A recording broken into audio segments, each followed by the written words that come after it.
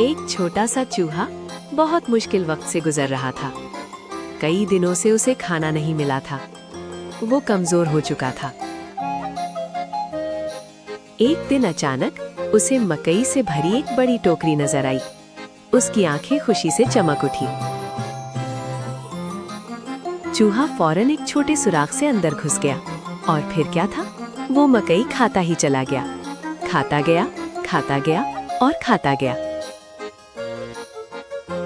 ارے یہ کیا، چوہا تو موٹا ہو گیا۔ جب وہ باہر نکلنے لگا تو وہ سوراخ بہت چھوٹا ہو چکا تھا، وہ پھنس گیا۔ اوہ خدا، مجھے باہر نکالو۔ تب ایک سمجھدار چوہا آیا اور بولا،